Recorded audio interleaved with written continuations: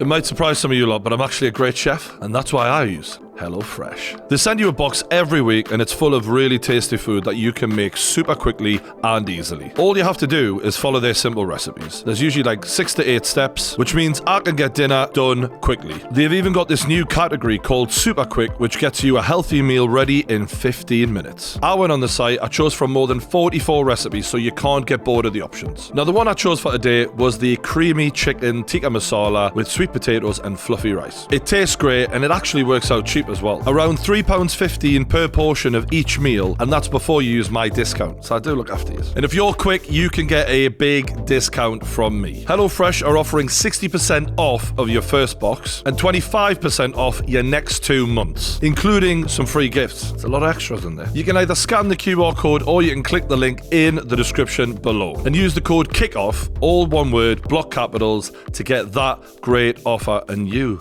can be cooking like a master chef yourself. The offer will work if you're a new customer or if you've cancelled your HelloFresh subscription a minimum of 3 months ago. And this amazing offer ends at the end of the month, so get on it now. But for now, enjoy the video. Get on to the Chelsea stuff, lads, because you got beaten 2-0 yesterday by Brentford at home.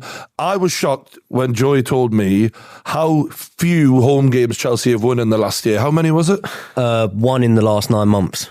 Brentford have won 2 at Stamford Bridge. Wow. So that's, I mean, look, you've been through a hell of a transformation then, and you're in a whole nother situation, but still, that's a lot of those players are the same players still. It's fucking terrible. I think there's a lot of sort of shocking stats that can come at the minute and then be levelled at Pochettino, but exactly what I'm saying. In all honesty, like, there's a hangover there from an old regime sort of thing, and you've got a whole new team there. We should be winning. We should be putting them to the sword. So you two did a video, and I really don't want to bring, but you got very excited after the Arsenal game. There was talks of top 5, lads. Got to admit it. Expose them. There was talks of top 5. Expose them. And they were like, this is a turning corner. And I was watching like, fair play, like it did look like it. Wait, can I bring it back even more? During the game, sorry, Joey, I have to say this. Go on. You remember, because I looked at you, during the game when you lot were 2-0 up, Joey had this swagger about the way he was talking about Chelsea. Do you remember this? You don't remember that? You remember that clearly. You had this swagger, and then I was looking at him. The chin, I felt exactly the same way.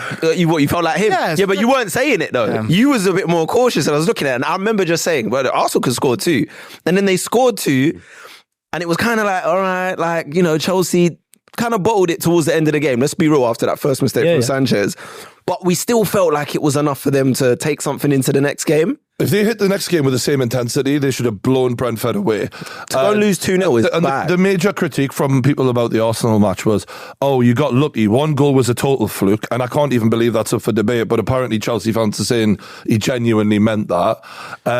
It was briefed by the goalkeeping coach. If you watch the footage back, he looks up and when you watch the footage from his face, you can see he's looking up, trying to whip a ball in. But anyway, elite winger. And the other one was penalty. He'd celebrate if he didn't mean it. So one of the clear problems at the club obviously has been the lack of a striker, or the lack of a good striker rather, and the lack of creation. We've appreciated Cole Palmer this season, but I got to say, like, Raheem Sterling for me is an out and out fraud at this point. Like, he lived at Man City based on having 5 chances a game. We're underway, by the way, and now he's really been exposed as when it's a Luton or an easy team like that. He'll turn up. Yeah. But in those games where you're like 350 grand a week, mate, it's time to fucking get going. And actually make something happen. And then he's not even doing the basics, like switching on. Cole Palmer has 3 times more XG and 3 times more expected assists per 90. So that just shows you Cole Palmer is way further on than Sterling is. So to be that far off, it's just inexcusable. And this is why, for me, yesterday's game was a bit of a moment where it's like, I don't think Sterling is good enough, and I don't think Jackson is yet good enough to be a out and out number 9 for Chelsea. Jackson, for me, there needs to be I feel for the guy, because he tries. It ain't like he's a lazy little bastard or anything. He's a young kid. It's just he's not at the level.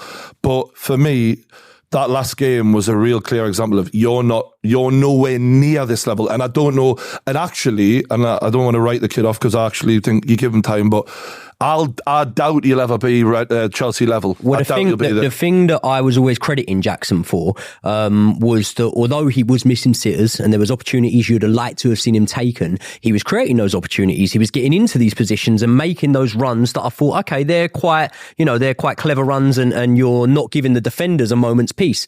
But yesterday, Jackson was pretty non-existent. And do you know what? We had seen them play without a striker against Arsenal, and I sort of wish we had done that again. I thought that when I was watching the game, I thought he's played better without Jackson even on the pitch, just having a false nine who took in. Okay, when you say that though, mate, like if you look at the team sheet and look at the subs we brought on David Washington, an 18-year-old striker off the bench as our other option as a winger. Like when you talk about the team sheet, and I do need to say this because if I don't, it's not fair. We do have a mitigating circumstance in that we have an injury crisis. We have so many players that weren't fit yesterday. Mudryk wasn't fit and available, and that's on top of the 9 other first team players that we have. Enzo. With all due respect, it's Brentford though. But to say we should mix it up, right, and we should play different wingers and to not play Jackson. We literally didn't have any other players in that front three. I think if we've been winning matches, and then you say that exact same thing, then we can all sit here and reasonably go, yeah, fair play. But because we've been losing so many matches, you can't really say that. Lineup that you did against Arsenal? No, because Mudryk was injured and Enzo was injured as well. Right. Both of those players, and this was a surprise to us as well. In the same formation, sorry, is what I was meaning, like have more midfielders. But regardless, I personally just think if I was on Dragon's Den and Jackson was offered at this point, it's a no from me, I'm out. You know what I mean? The kid looks absolutely shite. And in that game, that was because I've been on eyes runs are good, just like you. In that game, I thought every time he got the ball, he shit his pants. He didn't look like he was brave or big enough for the moment. He looked like he was physically shrinking with every game that goes by that he doesn't score, and it's getting worse, not better. So I mean, he's massively underperforming his XG, which shows you like he's just not creating, he's not scoring the chances. He has had a countless amount of chances. I have to say the most worrying thing for him yesterday, like we put in some unbelievable crosses. We had some like 2 or 3 crosses that went directly across the penalty area, and he was nowhere to be seen. Mate, that's criminal. He was way too defensive, and I looked at the average positions as well. Cole Palmer, I was watching the game, I don't know if you noticed this, Joe, but Cole Palmer felt like he was almost everywhere, all over the pitch, right? Yeah. Looked at the average positions. Cole Palmer was further advanced than Jackson. That tells you everything you need to know about his positioning. So it's not just about the finishing anymore, it's about he needs to improve running behind. The best thing Jackson did in pre-season was running behind off the last shoulder of the defender. And it reminds me of, I'm going to go back to old Bobby Robson, God bless him, when he first came in at Newcastle, and he said, Alan Shearer, why are you coming deep? I want to see the back of your shirt, I want to see your number, and I want to see you running in behind. And someone needs to give Jackson that same conversation, because I can only think, is Poch telling him to come back? I don't know what he's doing. But don't you just think that Chelsea are a club, it's a winner's club. It's not a club that's like culture. I know that I want to be offensive, but like they're not a culture club of like, how does it feel when you get here and we're going to build with you and we're going to sit with you. It's like you come in to deliver. And I think they've brought a lot of players who aren't necessarily familiar with the league or the level that's required or winning things, and just expected them to win somehow. Yeah. And I think it's really, really clear. Like for me, Jackson is the kind of player you have in your squad behind your main man to be like, you can come on and just learn impact. You get 12 months to figure it out, and then we hope that you push our main striker. Him coming in to be number 1, and you got David Washington at 18, and you got about 9 different wingers. For me, it's just like the poor mismanagement that we discussed before. But Chelsea's number 1 thing is win now. Can I tell you the ironic thing about Chelsea though? And you're going to think I'm mad saying this. I don't think it's any less likely after the performance we saw yesterday that we then go and get a result against Tottenham on Monday. You're that club now. I think that's it. When you look, I try and not be too overreactionary, and sometimes I can't help myself. But this season, I've sat there with you, Brian. I said to you at one point, I thought we could be in a relegation battle. Then I sat in the studio with Josh and went, I reckon top 5's on. Now I'm saying, oh, God, bottom half of the table. And then if we go and beat Spurs, I'm going to be saying the exact same. And that just shows the level of inconsistency we're going to get from Chelsea this season. That brings us on to a good point, because you guys are in 11th place right now on 12 points, matched with Wolves, Crystal Palace, 1 point more than Fulham, 2 points more than Everton. How many defeats? 4. They've lost 4, drawn 3, won 3. Yeah. That's poor. Juxtaposed with Manchester United, who've had the same amount of defeats, but they've won 5. So, no draws. Where do we think Chelsea finish this season? Because, like you say, in 11th, it could go either way. But, I understand you guys have got injuries, but equally, you haven't got European football, so that's a blessing. But come on. I think any top 6 side that would have 10 injuries of their first team players would be. I don't think it's 10 first team players injured because there's a lot of first team players starting. But I understand what you're saying. It's 10 good players. Well, we could just look at Man City's injuries, and we're saying that City before this game are sitting 5th in the league after 10 games, and we looked at Man City's injuries. That's the treble winners last season. Yeah, I'm just disputing that it's 10 I do think it's massively relevant, and I also think, listen, this is hypothetical, but not just the injuries, what we haven't got in terms of personnel. We know that we're going to be able to go into the January transfer market and potentially spend money. It needs to be spent right, but I do think that if we can, I sort of feel like we've got a lot of depth, and there's only one position that I really feel like we're desperately in need to address, and that is a number 9. And I do believe that if we can go into the January transfer market and buy a proven number 9, not someone that's done it for 10 games in La Liga or not someone that's young and coming up, a 27-year-old from Brentford, go and buy Ivan Toney. Where did they finish? I'm saying 8th. And the reason I say that is because obviously you got the traditional big 6 teams, the other 5 around them.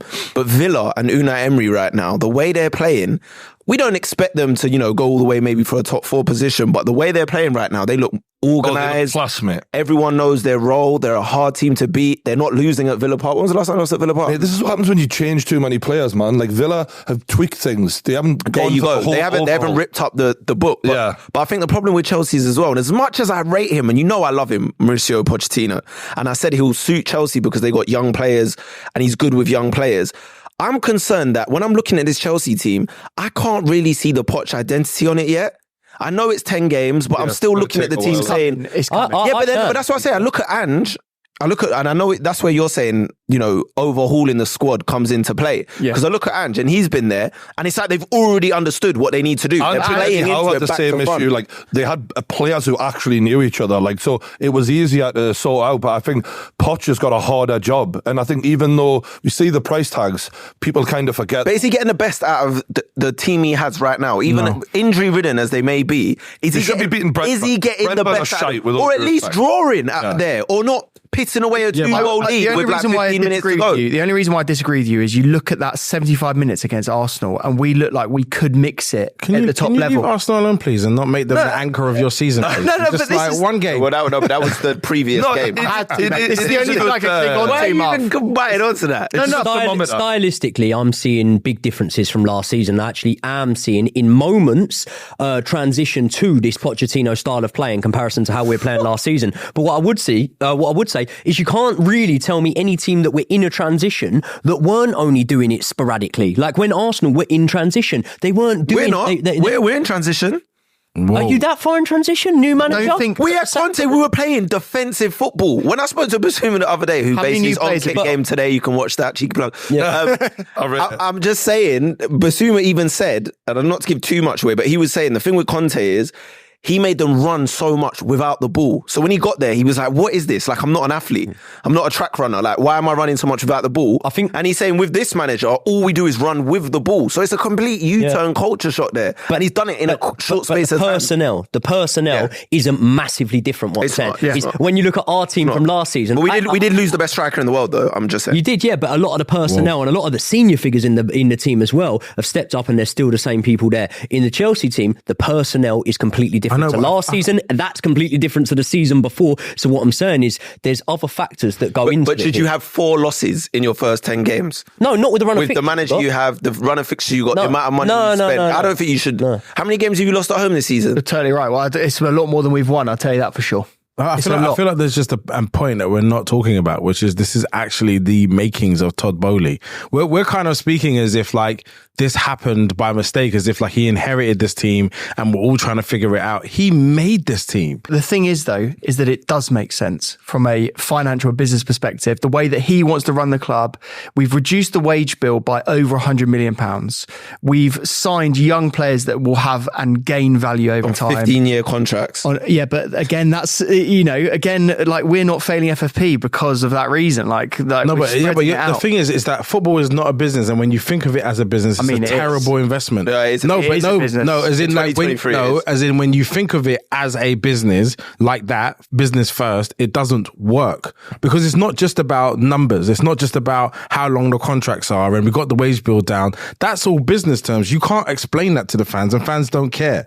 The relationship between the business and the fan base has always been fractured. And so you can't use business terms to then create empathy and capacity from fan bases. Yeah, but the fans need to wake up then. No, because the fans just want to see that we're moving in the right direction. That's the number one thing they want to see. But then you put the question about Bowley's ownership.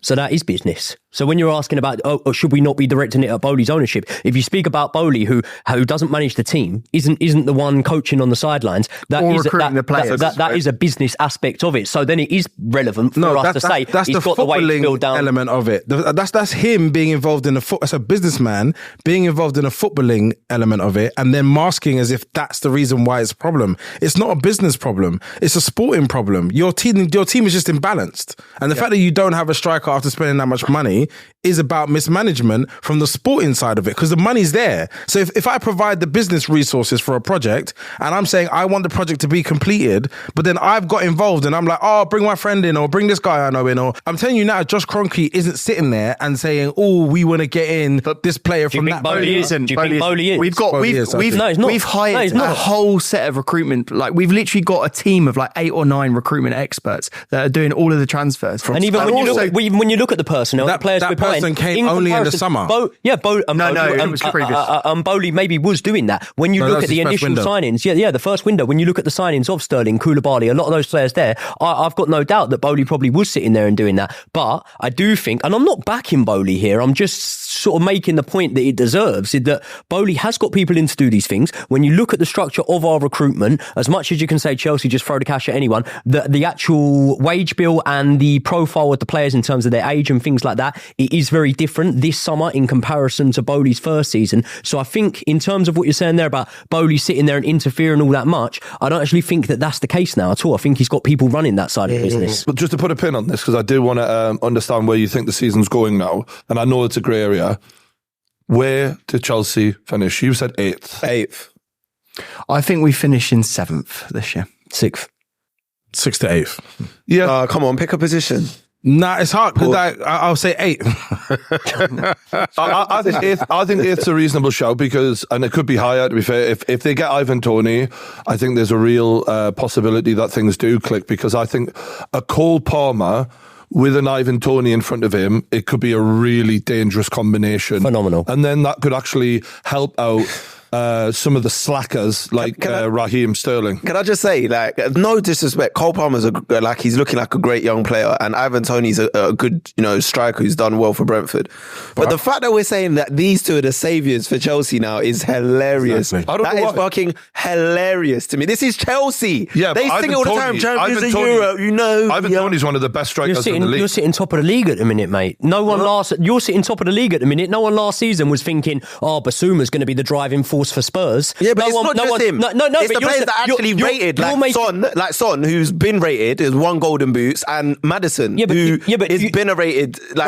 So Madison's team got relegated last season. Are you comparing Cole Palmer and Ivan Toney to Son and Madison? I'm not comparing them. I'm making your point. Your point there was it's tragic that we're almost hanging our hopes on a Cole Palmer and an Ivan Toney. But what I'm saying is, when you look at the team that are top of the league in Spurs, one of their best player this season came from a relegated team last season. One of their other best players couldn't even get in the first team last season. They sold their best striker, Basuma. They sold their best striker, or the best striker in world football, in the summer. So the point I'm trying to make there is, when you're saying it's tragic we're hanging our hopes on them, that is sort of how football can work sometimes. Unexpected things can propel you up. I get that. So there's I definitely take that. No. I take on board what he's saying, but I still don't fully agree. I still feel like Chelsea should be having some proven winners in their team. But Craig, you bought a centre-back, a goalkeeper, and a centre midfielder. You bought a whole new spine. So and a new manager. So yes, there is this amazing optimism. You're not fixing Chelsea with one signing. You're not fixing him with any striker, and if that's not going to fix things,